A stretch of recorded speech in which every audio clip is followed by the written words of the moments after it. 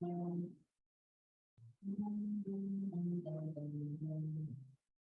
mi mano no me suelta, quiero ir donde tú vas.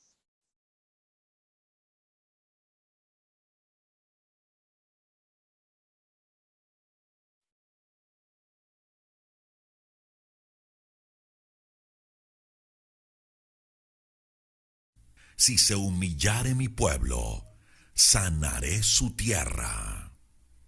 Aquí comienza su programa, Aprendiendo de Gobierno Civil Bíblico.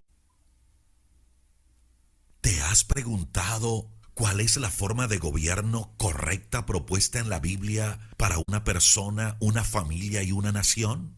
Tus respuestas aquí, con el doctor Ricardo Molina, director de la Facultad de Educación de la Universidad de las Naciones en Bucaramanga, Colombia. Aquí. Muy bien, un placer poder estar nuevamente hoy miércoles en nuestro programa sobre gobierno civil bíblico. Recordando que esta es una propuesta no nuestra, es una propuesta bíblica, una propuesta de Dios de que sí existe un sistema de gobierno que produce libertad y prosperidad para todos. Bienvenidos entonces a los que nos ven en directo y los que nos verán en diferido en cualquier parte del mundo y a cualquier hora del día. Así que, pues, yo doy la bienvenida a nuestro programa, a nuestros codirectores, por supuesto, dándole la bienvenida a una chica que ha estado estos días ocupada en otros asuntos, a la señorita Michelle Carreño, Michelle Estefanía Carreño. Muchas gracias, señor Molina. Es un placer estar de vuelta, también un poco más morenita, después de un largo campamento. Sin embargo, con demasiado agrado de poder volver a explicar y de verdad hablar de esos principios que Dios nos ha dado como individuos, familias y naciones. Claro que sí. Y claro, como siempre, y ya es costumbre, nuestro querido amigo chileno, Juan Carlos Polanco, bienvenido. Hola, hola, Pastor. Michelle, bienvenida de vuelta. Ya te echamos de menos. Decíamos qué pasó con Michelle. Nos la arrebataron. Nos la arrebataron a esta muchacha. Pero aquí estamos. Yo personalmente estoy feliz por los resultados de ayer. Se nota que hay, no sé si usted, Pastor, va a estar hablando con más autoridad, con más conocimiento del tema. Yo no he hecho una investigación más profunda, solamente lo que he visto en redes sociales y ese tipo de cosas, que tuvieron, aunque, al menos las marchas tuvieron unas repercusiones que la gente, la gente en la política pudo reaccionar a tiempo y pudieron frenar cierto tipo de reformas que estaban a punto de condenar a la nación, a esta bella nación, a la miseria, a más pobreza, a más dependencia del Estado. Entonces, por mi parte, yo estoy feliz porque se nota que la gente está reaccionando, se nota que aún hay gente silenciosa en la política que está a favor de la gente de verdad, a favor de la libertad, a favor del trabajo de la gente trabajadora, de la gente honesta, y eso me tiene un poquito más tranquilo, da como un aire de respiración, un aire de calma, podríamos decirlo. Seguro que sí. Hablando de las marchas, pues ayer estuvimos en marcha. Yo por el lugar trato de estar en todas las marchas que tienen las ideas correctas de protesta. Ayer fue una de ellas, claro, en contra de este gobierno comunista socialista y en contra de estas reformas que traen ruina y pobreza. Ahí estuve, asoleándome con mi gorrita, mi camiseta de Colombia, con mi cornetita, haciendo bulla todo el tiempo. Y sí, es satisfactorio ver a la gente en la calle. Yo analizaba ayer, hice un videito y lo mandé por ahí, que era como una fiesta, caminando, haciendo bulla, hablando con las personas del camino, saludando a los que salían por las ventanas, sin pelear, sin violencia.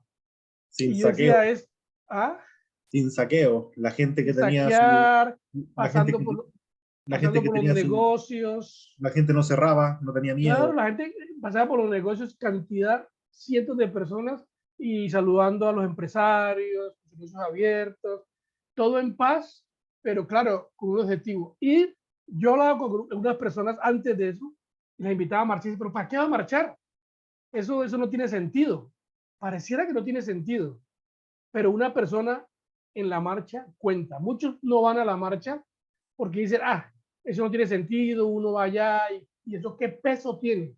Pero es que una persona es muy importante. Una que llegue, otra que llegue y van haciéndose cantidad a cantidad. Y al final, pues eso tiene una repercusión porque es para que los ciudadanos vean, los gobernantes vean que hay gente que está en desacuerdo con sus iniciativas.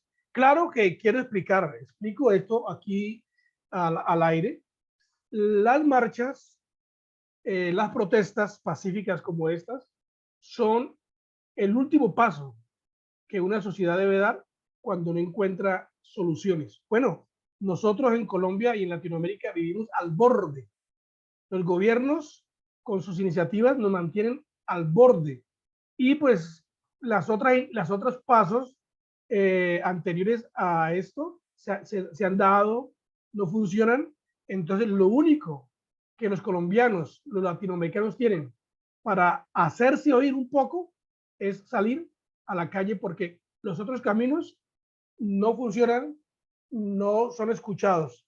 Y uno a veces se siente impotente cuando uno manda cartas, cuando uno hace videos, cuando uno trata de hacer la protesta aún legal. No funciona por la injusticia de nuestra justicia. Entonces vivimos al borde y lo único que sabemos hacer es salir a la calle y marchar. Otra vez es el último paso que se debe dar en los procesos de protesta. Pero un éxito en Bucaramanga, un éxito en Bogotá, un éxito en Medellín, un éxito en Cartagena, un éxito en todo Colombia. Cientos de personas en paz, en tranquilidad, caminando con una camisetica, con una bandera, con una trompetita, con un pito, porque uno tenían esos silbidos, silbatos, así, tocando, caminando y al final, pues celebrando la unión de los ciudadanos. Así que, pues, está pasando eso que tú dijiste, y es que se cayó, gracias a Dios, ese proyecto de ley de legalizar la marihuana. Se cayó. Parecía difícil, parecía que iba a avanzar, pero finalmente cayó porque esa era una puerta pues para llevar a los ciudadanos a volverse viciosos, drogadictos. Si no es una ley todavía y por todas partes por donde andamos la gente fuma marihuana, en este sector donde yo estoy, por donde vamos, caminamos y yo huelo la marihuana, hay marihuaneros por aquí, marihuaneros por allá, bajo de la ciudad, marihuaneros por toda parte, en los centros, en los condominios. En los condominios, las personas salen de su apartamento a las esquinas a sentarse, a preparar su droga, marihuana o otras cosas que así lo hacen públicamente, aunque no es legal. ¿Se imagina usted que sea legal, que sea ley? Eso se volvería un caos total, porque somos una sociedad que no está lista para iniciativas como estas. También parece, está hablando con Michelle, parece que se cayó la reforma de laboral, ¿no, Michelle? ¿Tiene algún dato de eso? Pues realmente solamente sé que hace poco se cayó la reforma laboral, entonces por ahora nuestra labor es pues apoyar y reafirmar y que no salgan con otra reforma un poco más leve, con algunos cambios, sino que realmente desde ya se corte de raíz.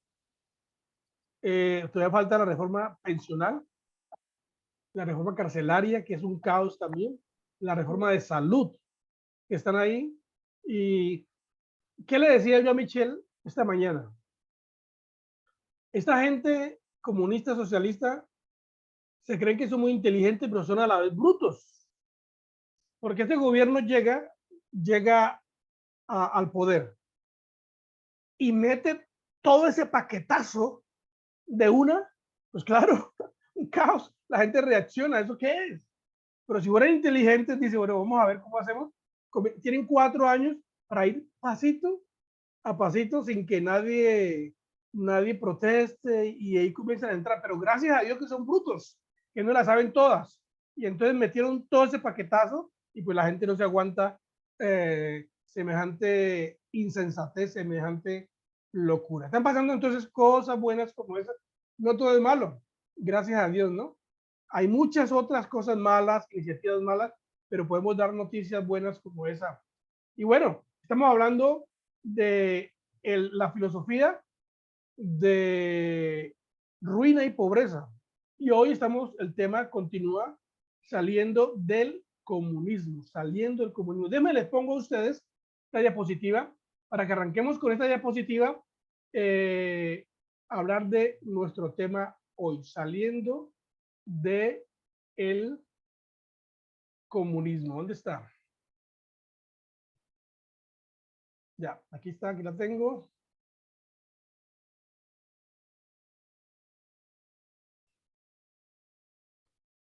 Entonces, nosotros quedamos, la clase pasada, el programa pasado, quedamos en un texto bíblico en donde mucha gente que no conoce la Biblia lo toma para decir que el cristianismo antiguo era comunista, que el cristianismo antiguo aplicaba sus principios, pero este pasaje bíblico en ninguna manera habla de esa idea de que el cristianismo tiene las ideas o las filosofías comunistas. Yo creo que Michelle puede hablar un poquito acerca de esto, si quieres, sobre lo que estamos hablando, por qué este pasaje no tiene nada que ver con la filosofía comunista socialista del siglo XXI.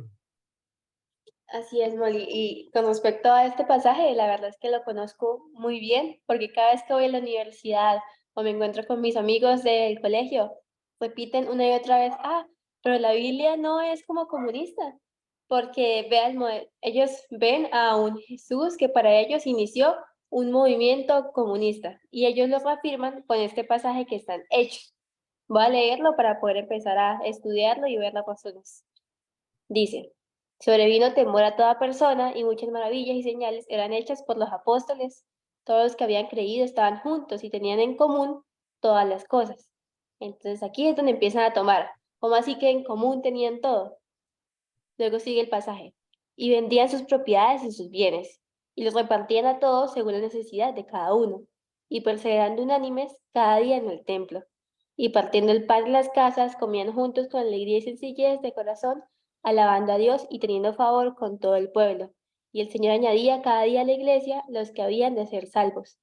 Entonces, este pasaje, cuando se saca así de contexto, puede parecer un poco extraño, pero cuando miramos realmente lo que estaba pasando dentro de estos días en la iglesia primitiva, habla la Biblia que este fue un proceso en el cual toda la iglesia estaba creciendo de una forma que no podía ser controlada. Entonces, cuando llegaban tantas personas que se convertían en discípulos y se convertían y se añadían a la iglesia, así como termina el pasaje diciendo que se añadían los que iban a ser salvos, las personas necesitaban propiedades, necesitaban comer, necesitaban un lugar donde dormir.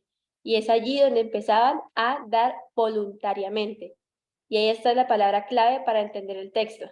Y es que más adelante vemos en Hechos que la iglesia primitiva todo lo que daba, lo daba por voluntad propia. No por aparentar, tampoco porque el gobierno lo dijera, y tampoco porque los líderes de ese tiempo de la iglesia primitiva lo dijeran, sino porque a razón de la voluntad de lo que habían aprendido del maestro, decidían dar bienes a aquellos que lo necesitaban, y era por un tiempo determinado. Esa es también Entonces, clave, esa parte. Voluntario y solamente fue por un tiempito donde hubo una necesidad, una crisis y entonces dijeron, pues, hay una situación, hay mucha gente para alimentar, mucha gente ha venido, entonces, ¿qué hacemos? Entonces la gente dice, nada, vamos a hacer comida, vamos a ayudarles, yo tengo una propiedad, la voy a vender, yo tengo esto, lo voy a dar voluntariamente, pero eso acabó. Eso no era algo impuesto por nadie, sino fue algo que nació de una situación voluntariamente en un grupo determinado y por un corto tiempo determinado. Juan Carlos, ¿tiene algo que decir de esto? Sí, también toca destacar de que a diferencia del comunismo como lo conocemos todos, esto era algo completamente, aparte como ustedes hablan de ser voluntario, no le rendía cuenta a ninguna institución estatal, a ninguna institución terrenal, era completamente un mover del Espíritu Santo hacia con las personas para el funcionamiento de la iglesia, pero la iglesia como institución, pero como cuerpo de Cristo en sí, o sea, como este movimiento que se estaba levantando aún, pero no había nadie manipulando conciencias para que regalaran este tipo para que regalaran sus bienes, no había nadie a punta de fuerza, a punta de violencia, tratando de quitarle a través de impuestos, a través de soldados, de cosas así, sus bienes. Era algo completamente entre el Espíritu Santo, el mover que ellos sentían, y la gente parte de la iglesia primitiva en sí. Muy bien. Entonces, déjenme les muestro la otra parte de esto para que vamos mirando. Está el ejemplo del comunismo, el plan que tiene el comunismo para destruir una sociedad. Aquí está el ejemplo de un panfleto que hizo Lenin para animar a un líder cómo destruir la sociedad del occidente. Entonces aquí está el pasaje, está pues en inglés, la propuesta de Vladimir Lenin en 1921 y pues déjenme les muestro la traducción y si la señorita Michelle quiere leer la traducción de este plan para destruir una sociedad, ¿lo puede leer por favor? Claro, dice, corrompe a la juventud, aléjalos de la religión y crea un interés en ellos por el sexo. Hágalos personas superficiales que estén siempre enfocados en los deportes, entretenimiento sensual y toda clase de trivialidades. Habla siempre de democracia, pero agarra el poder tan rápido y agresivo como puedas. Anima a las extravagancias gubernamentales. Destruye su crédito. Produce temor por el incremento de los precios, la inflación y el descontento general. Promueve el desorden y una actitud indulgente frente al desorden. Por medio de argumentos suspicaces, quiebra la virtud, la moral anticuada, la honestidad, sobriedad y el autodominio. Causa que todas las armas sean registradas, así tendrás una población indefensa. Vladimir Lenin. Tremendo, tremendo. Un tema que tenemos que hablar nosotros, Juan, dijimos, vamos a programar una semana para hablar sobre las armas, porque dice, causa o procura que todas las armas sean registradas. Así tendrás una población que indefensa. Pero bueno, esta es lo que estamos hablando de la estrategia de la idea comunista socialista del siglo XXI que se está aplicando, en donde se continúa con esa mentalidad para destruir la sociedad, enfocadas, como dice aquí, enfocadas en la juventud. Y una de las primeras cosas que se quiere hacer es alejarnos de la religión, porque el comunismo sabe que la religión, o sea, el cristianismo, va totalmente en desacuerdo, en contravía de sus ideas. Y una cosa real que estamos en este siglo es el interés por el sexo. Eso es tenaz, que hay una revolución sexual. Todo está inclinado al sexo. Y ahí nace pues también como refuerza esto la ideología de género, que en donde para qué casarse, usted puede tener sexo con quien quiera, no tiene que tener compromiso con nadie. Viene también la pedofilia, en donde usted si quiere tener sexo con niños, usted es libre, no hay problema. Y entonces estamos en una sociedad en crisis, pero es una crisis planeada. Es que eso es lo que hay que pensar. Eso no es así que surge como natural en ninguna manera. nada de estas crisis económicas, crisis sexual, crisis de que los jóvenes quieren estar jugando todo el tiempo, quitar las armas. Todas estas cosas es algo que está planeado por una filosofía. Y estamos hablando que la filosofía comunista y Latinoamérica se ha convertido en el campo experimental de la filosofía comunista, y están experimentando supuestamente algunas cosas diferentes y nuevas, pero con la base del comunismo, de las ideas de Marx, de Lenin, de Engels, están ahí, pero dice, vamos a Latinoamérica, vamos a aplicar estas ideas nuevas a ver si funciona. No va a funcionar. El comunismo y el socialismo no funcionan en ninguna parte del mundo. No ha funcionado, no funciona y no funcionará. Juan Carlos. Sí, el comunismo es un buen sistema político para criar perros. Lo único que, lo único que se puede decir. El ejemplo que usted da de Lenin es claro y es un muy buen ejemplo porque lo que pasa después futuro, tomemos en cuenta de que Lenin hizo este tipo de planes, de panfletos, de agenda en los años 20. Pasaron los años 30 y los años 40, hasta los años 40, o sea, pasaron 20 años, una generación podríamos decir completa, en la que se aplicaron todo este tipo de prácticas, ¿cierto? La hipersexualización, el odio al patriotismo, el odio a la iglesia, a la religión, el odio a tus padres, el odio a tus hermanos, a tu cónyuge. ¿Por qué? Porque ese es el modus operandi del comunismo, de dividir y vencer, ¿cierto? Ellos se posicionan en el poder a partir de crear enemigos de fantasía, ¿cierto? Podemos ver como acá, como los que han llegado al poder aquí en Colombia se posicionan entre los negros y los blancos, como podemos ver como la única arma que tiene la vicepresidenta de este país es su color de piel, decir, me hacen esto porque yo soy negro, y se mantiene en esa postura de representante de una clase Es que oprimida. los más racistas son los de color de piel Exactamente, negra. son ellos los que separan por raza, son ellos los que defienden una raza.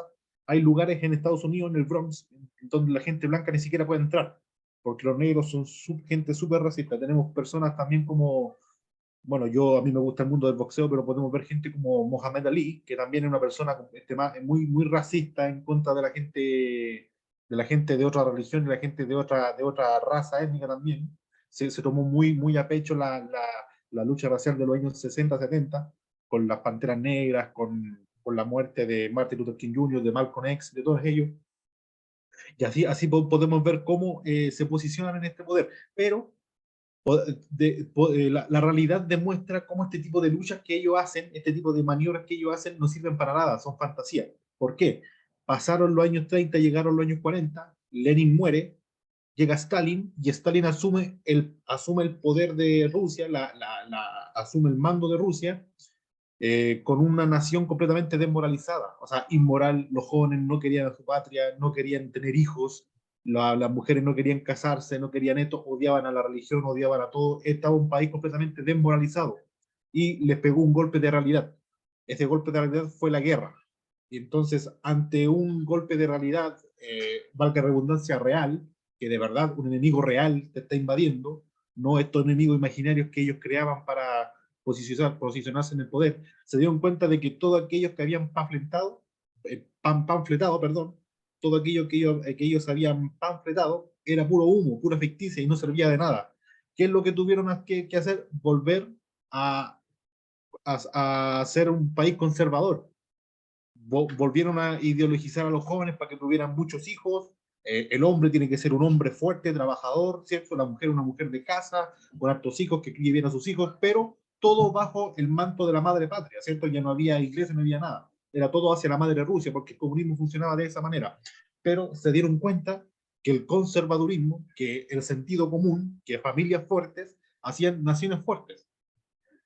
Después que obviamente que ganaron la guerra, todo eso, se fueron desviando de nuevo. Es por eso que Antonio Gramsci, el italiano, cuando visitó la Unión Soviética, se dio cuenta que iba a colapsar la Unión Soviética por lo mismo, porque estaban desviándose de nuevo hacia la inmoralidad, y la gente, y él en vez de irse a las grandes capitales,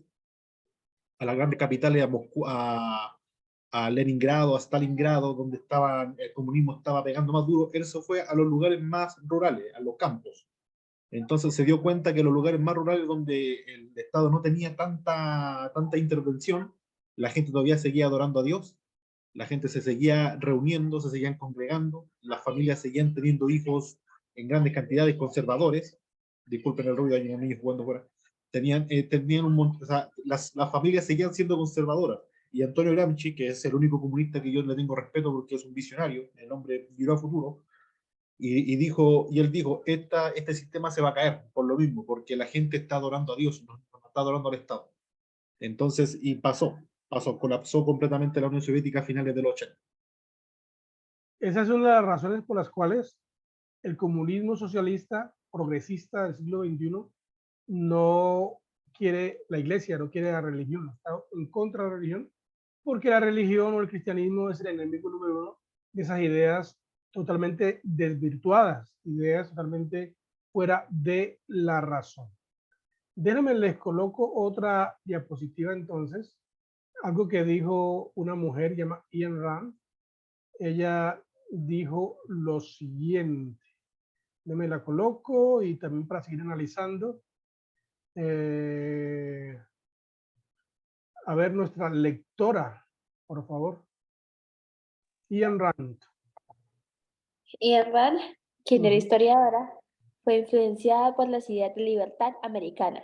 Expresó, no hay diferencia entre comunismo y socialismo, excepto en conseguir el mismo objetivo final. El comunismo propone esclavizar al hombre mediante la fuerza, el socialismo mediante el voto. Es la misma diferencia que hay entre asesinato y suicidio. Wow. ¿Qué tal esa, Juan? Buena definición al final. Es la misma diferencia que hay entre asesinato y suicidio. O sea, yo me suicido a través del voto, o si no, otros a través de la fuerza me quitan la vida igual, pero el resultado es muerte igual. Sí, señor.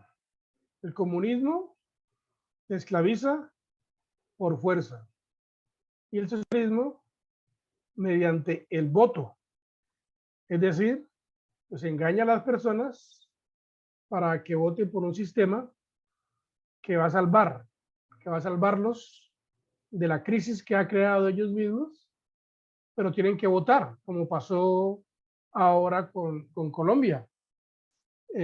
Convencieron a los jóvenes y a las personas que era la oportunidad de votar y hacer un cambio ante una crisis pues que estaba ahí, creada por ellos mismos en contra de la derecha. Nosotros no somos ni derecha ni de izquierda, nosotros somos del centro, nosotros somos bajo lo que nosotros seguimos son los principios de Dios. No estamos a favor de la derecha, porque la derecha también tiene sus problemas. Pero claro, la derecha conserva algunas cosas que son libertades que nos convienen. La izquierda, pues totalmente es el lado opuesto, que no tiene absolutamente nada bueno y que pues la idea es esclavizar al hombre y hacerlo dependiente del Estado y pues hacer que considere que no tiene ninguna propiedad privada. Tenemos un programa, muchachos, sobre lo que es propiedad privada. Acuérdenme de eso. Propiedad privada es muy importante porque los sistemas alejados de la idea correcta de libertad, lo primero que hacen es atacar la propiedad privada. Es decir, el trabajador gana poco, puede adquirir las cosas con mucha dificultad y lo que logra adquirir no le pertenece a él, le pertenece al Estado. Y el Estado, pues, planea, hace su agenda económica con la plata de los ciudadanos. Si usted compra un carro, una partecita del carro le pertenece al Estado. ¿Qué le parece? Si compra una casa, por ley, no sé de dónde salió eso, pero usted compra una casa, pero toda la casa no es suya. Ah, no, no es mía, no. Una parte le pertenece al Estado. Wow. todo lo que uno compre, propiedades, el Estado dice, un pedacito de eso es mío. Dice, ¿cómo así? Por eso ahí donde viene, ¿y cómo el Estado saca sus pedacitos? Por medio de los impuestos. Impuestos. 65 días del año le corresponden, de tu trabajo, le corresponden al gobierno. 65 días. O sea, saca la cuenta en sueldos. Casi, Tremendo, claro. claro, Y después estás feliz tremendo, porque es te dan un tremendo. bono de 500.000 pesos. De 300.000 pesos. Pero la ignorancia, o sea, Michelle, puedes hablar cuando quieras, Michelle, estás libre de intervenir, dar tus ideas, que tú tienes muy buenas ideas al respecto. Dale si tienes algo. Solamente mencionar que al respecto de la frase que estábamos leyendo ahorita, justamente en el colegio nos enseñan y nos ponen a hacer una y otra vez el cuadro de dividamos socialismo y dividamos comunismo. Y la idea y el por qué hacemos este cuadro tantas veces es porque el maestro nos explica por qué el socialismo es correcto y el comunismo no. Y marca una diferencia que en realidad cuando tú la vas a ver no existe.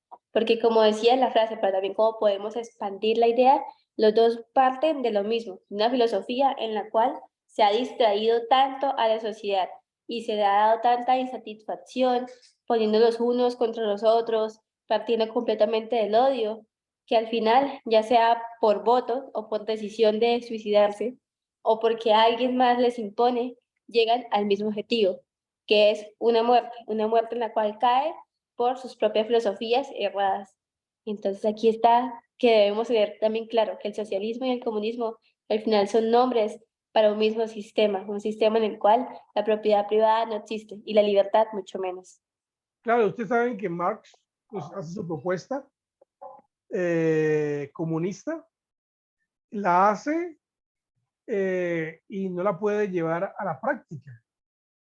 Entonces, Marx Federico Engels, y luego, pues ya Vladimir Lenin y otros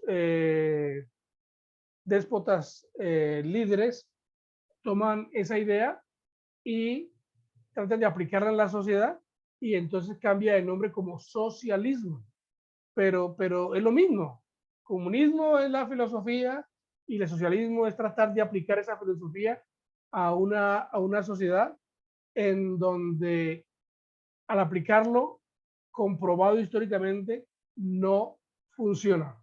Es muy importante, queremos decirle a nuestros seguidores que estamos hablando de pues, que hay que salir del socialismo y del comunismo. La única forma de salir de estas ideas equivocadas es hacerlo a la manera de Cristo.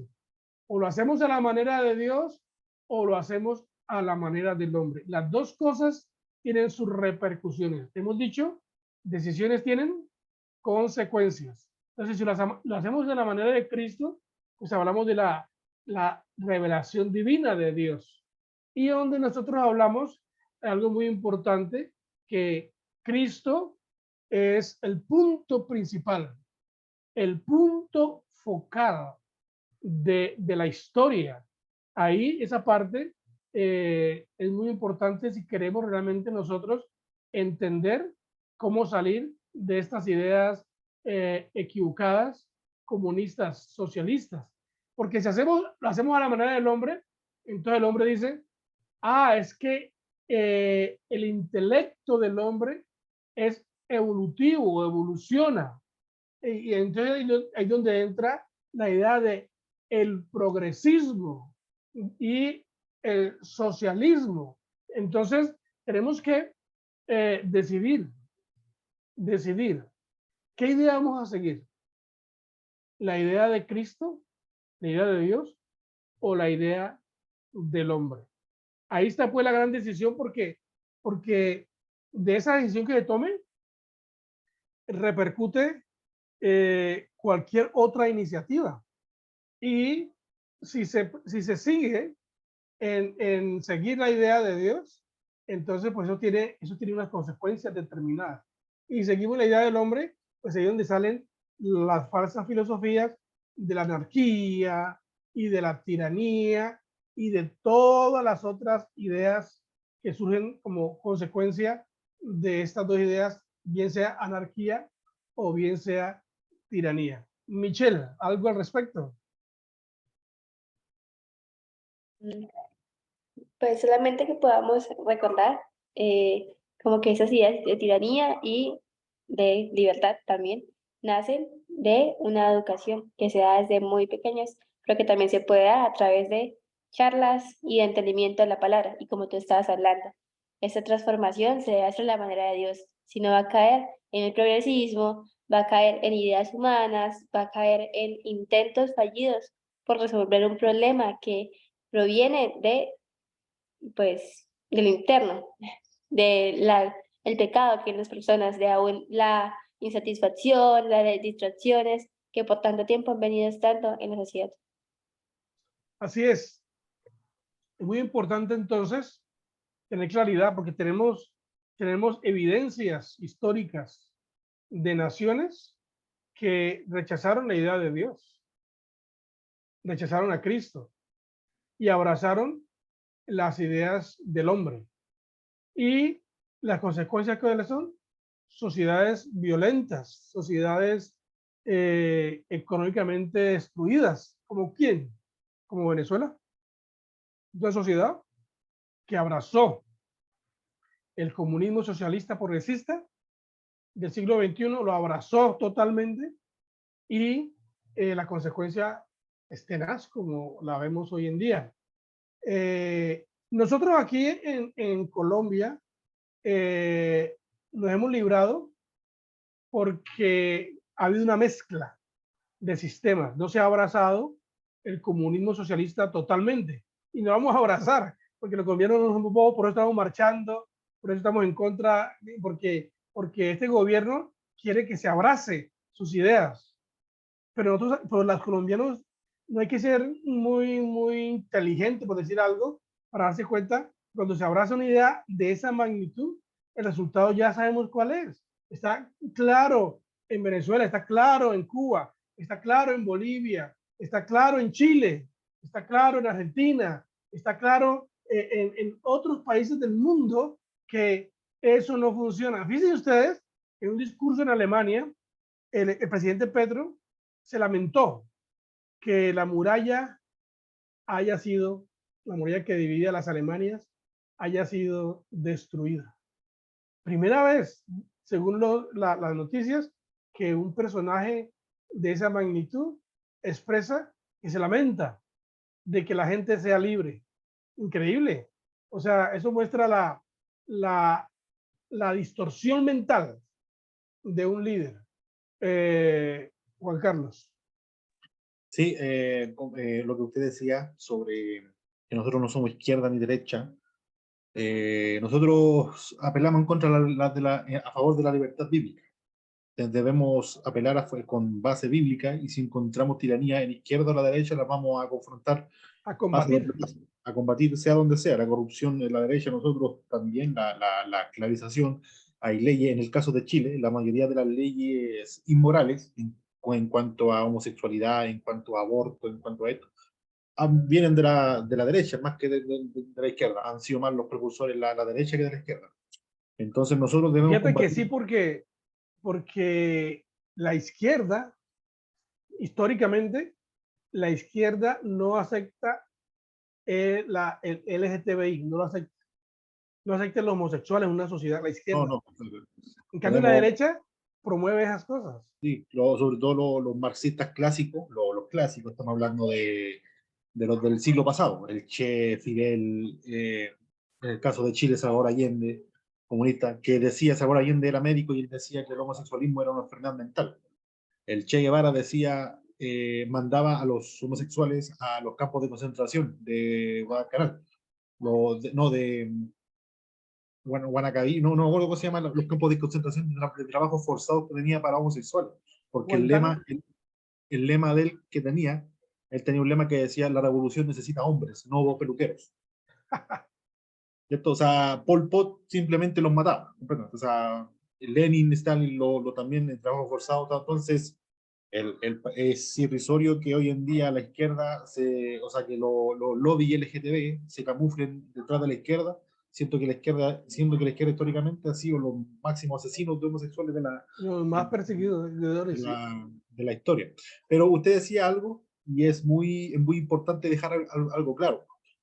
¿Por qué nosotros siempre nos inclinamos hacia una cierta, si es izquierda o derecha, pese a que nosotros estamos en libertad contra tiranía, siempre nos balanceamos hacia un cierto lugar, que obviamente es la derecha? ¿Por qué? Porque la derecha todavía conserva principios por los cuales nosotros los cristianos podemos trabajar de manera libre, podemos partir. Por ejemplo, aunque no sean todas las libertades y aunque la derecha de hoy actual, la política, la visión política de derecha, no reconozca que todo su fundamento es bíblico, o la mayoría de fundamentos, nosotros sí, como cristianos sí. Entonces, para nosotros nos conviene mucho más trabajar a partir de un gobierno de derecha, porque conservamos ciertas libertades de predicación, ciertas libertades de prensa, cierto tipo de propiedades, que no es mucho más fácil predicar ahí. Ahora, ¿son perfectas? No, pero sí se acercan mucho más infinitamente más a lo que la izquierda se acerca en cuanto a lo de. Es por eso que hay un lema que siempre me deja a mí bien pensando, que dice: prefiero 1000 veces un político que haga de manera incorrecta la voluntad de Dios a un político que haga de manera perfecta la voluntad del hombre. ¿Por qué? Porque tenemos el caso, por ejemplo, de Bukele. Bukele es autodenominado socialista, él tiene pensamiento estatista y todo, pero está haciendo una cosita bien. O sea, algo bíblicamente está haciendo bien, que es la seguridad. Está haciendo funcionar el aparato estatal como debe funcionar en cuanto a combatir el crimen. Y mire, esa pura cosita que está haciendo bien le ha generado libertad económica al país, le ha generado seguridad, ha cambiado el país. Ha cambiado completamente. Imagínense. Una sola cosa. Claro, imagínense con que aplica todo de manera bíblica. O sea, el país se eleva de una manera. Se eleva. Entonces, claro, entonces para nosotros es fácil partir desde ese punto, desde un punto más de derecha, porque se conservan algunas y nuestro objetivo debe ser alcanzar el reino de los cielos. O sea, establecer el reino de los cielos aquí en la tierra. Por eso que estaba buscando Gálatas 1.8. Gálatas 1.8 dice: más si aún nosotros o un ángel del cielo os anunciare otro evangelio diferente del que os hemos anunciado, sea anatema. Como antes hemos dicho, también ahora lo repito: si alguno os predicare diferente evangelio del que habéis recibido, sea anatema. O sea, nosotros como cristianos debemos que tener claro que no es medio cristiano, no medio cristiano, no. O sea, o somos cristianos, o somos bíblicos, o no somos bíblicos, o somos tibios, o somos fríos. O sea, o somos calientes, o somos fríos.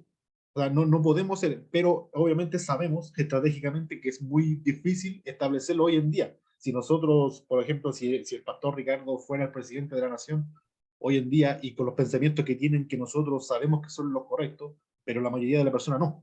Entonces la mayoría de las personas concluiría que el pastor Ricardo es un tirano, es alguien que no sabe está loco. de política en sí. Claro, está loco, no sabe cómo gobernar. Es por eso que el trabajo nuestro de cristianos debe ser a corto plazo, de manera firme, pero nuestro objetivo debe ser claro. No nos debemos desviar, como que quedémonos acá porque aquí estamos cómodos. No, estamos cómodos acá, sigamos avanzando de manera recta hasta alcanzar nuestro objetivo, que es la Biblia, es establecer el reino de los cielos.